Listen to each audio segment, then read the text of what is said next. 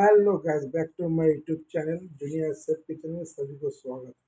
तो आज हम बना रहे हो बंगाली स्टाइल फिश करी, जो सब्जी डाल के बनाते हैं। तो वो फिश करी आप एक बार घर पर ट्राई करिए, बना के अच्छा लगे तो प्लीज সাবস্ক্রাইব করে দीजिए और ফলো করে দিও। তো কি করেছি আমি, আগে মাছগুলো ভেজে নেব। তো রূপচাঁদ মাছ নিয়েছি, সুন্দর করে ওগুলোকে ভেজে নেব, একদম গোল্ডেন ফ্রাই হবে। এক সাইড আমার হয়ে গেছে, আর এক সাইড হচ্ছে। দেখো, তো আস্তে আস্তে আমার মাছগুলো সব ভাজা হয়ে গেছে, মাছগুলো উঠিয়ে নিয়েছি। এখন আমি একদম তড়কা লাগিয়ে দেবো, কী দিয়ে? জিরে, তেজপাতা আর দারচিনি আর গ্রিন চিলি মানে কাঁচা লঙ্কা, তো দিয়ে ওর তড়কাটা মেরে নেবো। দেখো, তো তড়কা লাগানোর পরে আমি আলু আর সিম একসঙ্গে সুন্দর করে ভেজে নেব।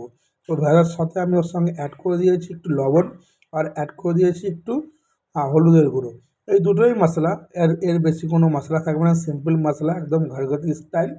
তো আপনাদের তরকারিটা বানানো কেমন হয়েছে, যদি ভালো লাগে প্লিজ কমেন্ট করে জানাবেন।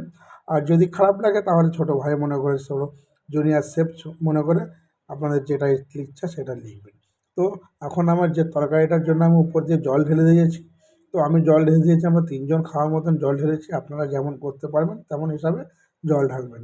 আর তো আমার যে আলু সিমের যে তরকারিটা সময় হয়েই গেছে, উপর দিয়ে মাছগুলো এখন ঢেলে দিয়েছি। দেখো, তো মাছগুলো ঢালার পরে আমি ওটাকে ঠিক 10-15 মিনিট মতন আবার একটু ঢেকে দেবো। তো ওগুলো ঢেকে দেওয়ার পরে দেখো, ঢাক্কান লাগাবো। ঢাক্কান লাগানোর পরে ঠিক দেখো আমার যে তরকারিটা কিন্তু কমপ্লিট হয়ে গেছে।